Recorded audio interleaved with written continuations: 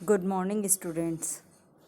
In this video, we are starting second unit of organic chemistry for BSc part first, that is कार्बनिक यौगिकों की त्रिविम समावयवता या stereochemistry of organic compounds.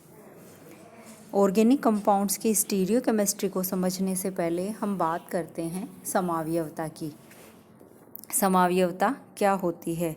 ऐसे compounds जिनका molecular formula समान होता है परंतु उनका स्ट्रक्चरल फॉर्मूला डिफरेंट होने के कारण वे अलग अलग कंपाउंड होते हैं, उन्हें आइसोमर्स कहते हैं तथा ये परिघटना आइसोमेरिज्म कहलाती है। वास्तव में आइसोमेरिज्म के अंतर्गत ये जो कंपाउंड्स होते हैं इनकी physical and chemical properties different होती हैं। इससे ये स्पष्ट हो जाता है कि मॉलिक्यूलर फॉर्मूला सेम होते हुए भी वे अलग अलग कंपाउंड्स हैं। फॉर एग्ज़ाम्पल हम देखें C2H6O एक फॉर्मूला है, मॉलिक्यूलर फॉर्मूला है। इसके दो तरीके के आइसोमर पाए जा सकते हैं। CH3 CH2OH ये अल्कोहल है और CH3O CH3 ईथर है। अल्कोहल और ईथर दोनों ही एक दूसरे के आइसोमर हैं और दोनों का यहाँ पे हम देखें मॉलिक्यूलर फॉर्मूला सिमिलर आता है। और हम ये भी देख सकते हैं कि इन दोनों कंपाउंड्स की physical and chemical properties different होती हैं। नाउ अब हम आते हैं टाइप्स ऑफ आइसोमेरिज्म। किसी भी मॉलिक्यूल की ज्योमेट्रिकल स्ट्रक्चर एंड सिमेट्री के बेसिस पे आइसोमेरिज्म को हमने इस प्रकार क्लासिफाई किया गया है। आइसोमेरिज्म के टू टाइप्स होते हैं, structural isomerism and stereo isomerism. Structural isomerism का मतलब होता है ऐसे कंपाउंड्स जिनका मॉलिक्यूलर फॉर्मूला सेम हो लेकिन उनकी स्ट्रक्चर डिफरेंट हो। इसके टाइप्स देखें अपने: chain isomerism, position isomerism, functional isomerism, tautomerism and metamerism. ये जो स्ट्रक्चरल आइसोमेरिज्म है ये बीएससी पार्ट फर्स्ट के सिलेबस में नहीं है। मीन्स हमें सिर्फ स्टीरियो आइसोमेरिज्म एंड इसके पार्ट्स को ही स्टडी करना है। ये सब स्ट्रक्चरल आइसोमेरिज्म एंड इसके पार्ट्स के बारे में डिटेल में हम 12th क्लास में पढ़ के आए हैं। Now stereo isomerism. Stereo isomerism को फर्दर टू पार्ट्स में क्लासिफाई किया गया है: conformational isomerism and configurational isomerism. Configurational isomerism को फर्दर टू पार्ट्स में क्लासिफाई किया गया है: optical isomerism and geometrical isomerism. Configurational isomerism को हम इस प्रकार से भी क्लासिफाई कर सकते हैं। अगर हम इसे ऑप्टिकल आइसोमेरिज्म ज्योमेट्रिकल में आइसोमेरिज्म में क्लासिफाई नहीं करते तो हम इसे इनेंशियोमेरिज्म और डायस्टीरियोमेरिज्म में भी क्लासिफाई कर सकते हैं। यानी दो तरीके से इसका क्लासिफिकेशन किया जा सकता है। फर्स्टली यहाँ पे स्ट्रक्चरल आइसोमेरिज्म के बारे में दिया गया है जो कि अपने सिलेबस में नहीं होने के कारण इसको अपन स्किप कर लेते हैं। नाउ अब हम आते हैं स्टीरियो आइसोमेरिज्म। देखिए स्टीरियो आइसोमेरिज्म में ऐसे कंपाउंड्स जिनकी मॉलिक्यूलर स्ट्रक्चर सिमिलर हो, बॉन्ड्स की पोजीशन सिमिलर हो, लेकिन उसमें सेंट्रल एटम से अटैच्ड एटम्स का स्पेशियल अरेंजमेंट, आकाशीय विन्यास यानी 3 डायमेंशनल अरेंजमेंट जो है उसमें डिफरेंस आ जाता है। वे आपस में एक दूसरे के स्टीरियो आइसोमर्स होते हैं तथा उनकी यह प्रॉपर्टी स्टीरियो आइसोमेरिज्म कहलाती है। ये जो स्टीरियो आइसोमर्स होते हैं इन दोनों में एनर्जी डिफरेंस होने के कारण इनको अलग अलग आइसोलेट किया जा सकता है तथा रूम टेम्परेचर पर ये स्टेबल होते हैं। स्टीरियो आइसोमेरिज्म का फर्स्ट टाइप है। स्टीरियो आइसोमेरिज्म को फर्दर फिर से अपन ने 2 पार्ट्स में क्लासिफाई किया था geometrical isomerism and optical isomerism. Now optical isomerism. Optical isomerism के बारे में सर्वप्रथम लुई पॉस्चर ने बताया था। उन्होंने ऑप्टिकल आइसोमेरिज्म की खोज सोडियम अमोनियम टार्ट्रेट में की थी। सोडियम अमोनियम टार्ट्रेट के उन्हें एक्सरे एनालिसिस से 2 आइसोमर्स प्राप्त हुए थे और वो दोनों ही आइसोमर्स एक दूसरे के विपरीत दिशा में प्लेन पोलराइज्ड लाइट को रोटेट कर रहे थे। इस प्रकार से ऑप्टिकल आइसोमेरिज्म की डेफिनेशन लुई पास्चर के द्वारा यह दी गई कि ऐसे स्टीरियो आइसोमर्स जो एक दूसरे पर अध्यारोपित नहीं होते उन्हें ऑप्टिकल आइसोमर्स कहते हैं और उनकी इस प्रॉपर्टीज़ को हम ऑप्टिकल आइसोमेरिज्म कहते हैं।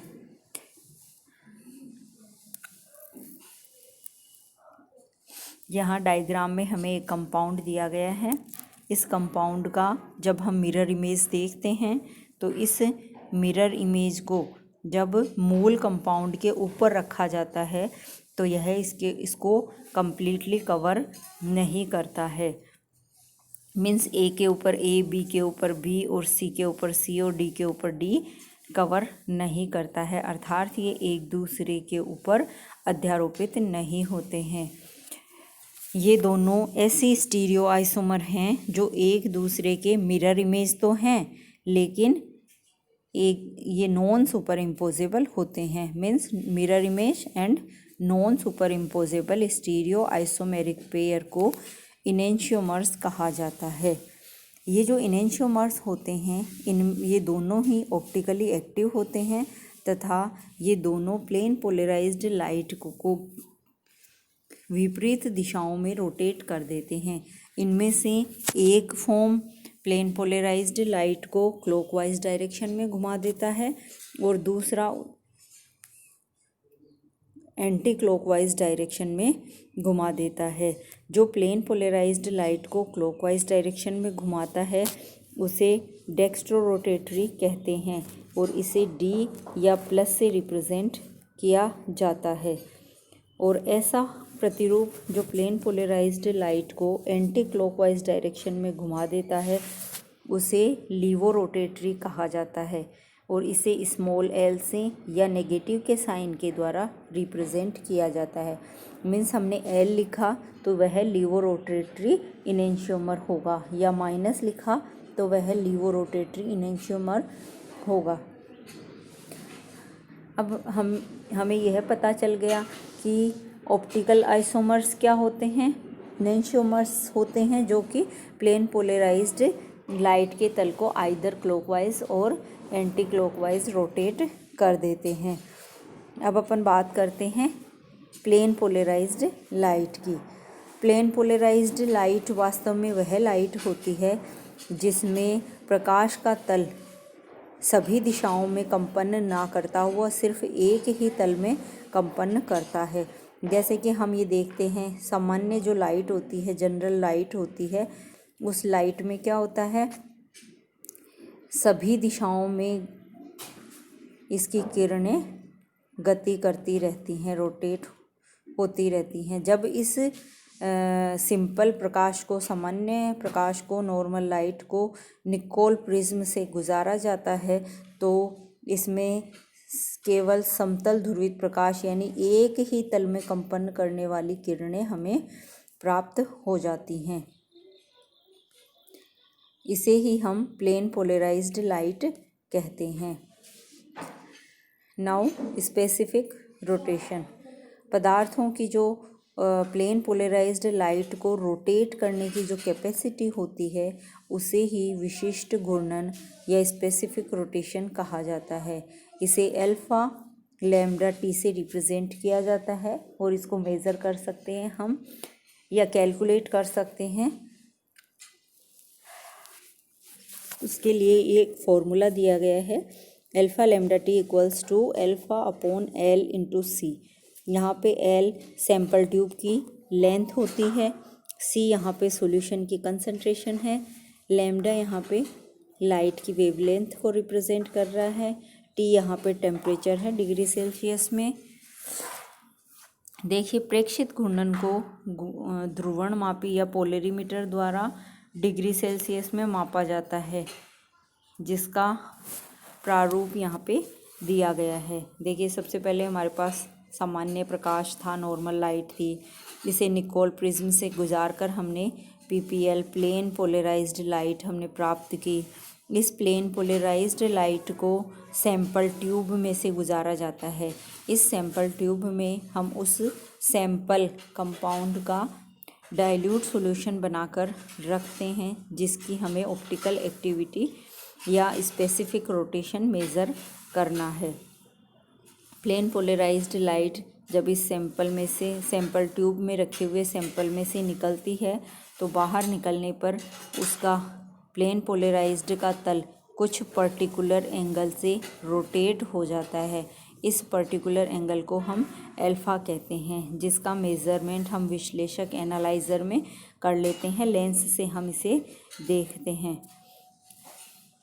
इस प्रकार से स्पेसिफिक रोटेशन किसी भी कंपाउंड का मेज़र किया जा सकता है।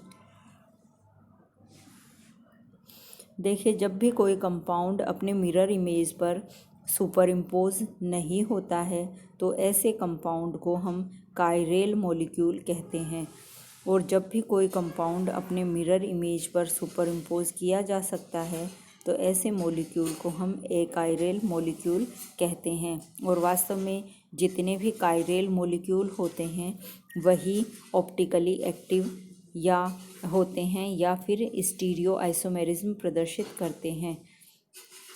वास्तव में किसी भी मॉलिक्यूल का कायरल होना या न होना उस पर अटैच्ड ग्रुप्स के द्वारा डिसाइड होता है, और जितने भी एकायरल मॉलिक्यूल होते हैं जो कि अपने मिरर इमेज पर सुपर इम्पोज किए जा सकते हैं वे ऑप्टिकली इनएक्टिव होते हैं, प्लेन पोलराइज्ड लाइट के तल को किसी भी डायरेक्शन में नहीं घुमाते हैं। कायरल मॉलिक्यूल में वास्तव में जो सेंट्रल कार्बन एटम होता है उस कार्बन एटम से 4 डिफरेंट एटम्स अटैच्ड होते हैं, और उस सेंट्रल एटम को हम स्टीरियोजेनिक सेंटर कहते हैं, जो कि उस पर्टिकुलर कंपाउंड की ऑप्टिकल एक्टिविटी के लिए रेस्पॉन्सिबल होता है। कुछ एग्जांपल्स यहाँ पे दिए गए हैं, हम इनको देख सकते हैं। ब्रोमोक्लोरोफ्लोरोआइडोमेथेन, ये एक कायरल मॉलिक्यूल है क्योंकि यह अपनी मिरर इमेज पर सुपर इम्पोज नहीं होता है, अतः कायरल मॉलिक्यूल है। साथ ही यह ऑप्टिकली एक्टिव कंपाउंड भी है क्योंकि यह प्लेन पोलराइज्ड लाइट के तल को रोटेट कर सकता है। इसका एक प्रतिरूप प्लेन पोलराइज्ड लाइट के तल को राइट हैंड साइड में रोटेट करता है, तो दूसरा प्रतिरूप उतने ही डिग्री के एंगल से लेफ्ट हैंड साइड में रोटेट करता है। नेक्स्ट एग्जांपल है 2-ब्यूटेनॉल। 2-ब्यूटेनॉल भी एक कायरल मॉलिक्यूल होता है। इसी तरीके से ग्लिसरॉल्डिहाइड को अपन देख सकते हैं, यह भी एक कायरल मॉलिक्यूल होता है। लैक्टिक एसिड का एग्जाम्पल हम देख सकते हैं। लैक्टिक एसिड में भी एक कायरल मॉलिक्यूल पाया जाता है तथा इसके ये 2 ऑप्टिकल आइसोमर या मिरर इमेज इनेंशियोमर्स होते हैं जो अपने मिरर इमेज पर नॉन सुपर इम्पोजेबल होते हैं। नेक्स्ट वीडियो में हम बात करेंगे एलिमेंट्स ऑफ सिमेट्री की।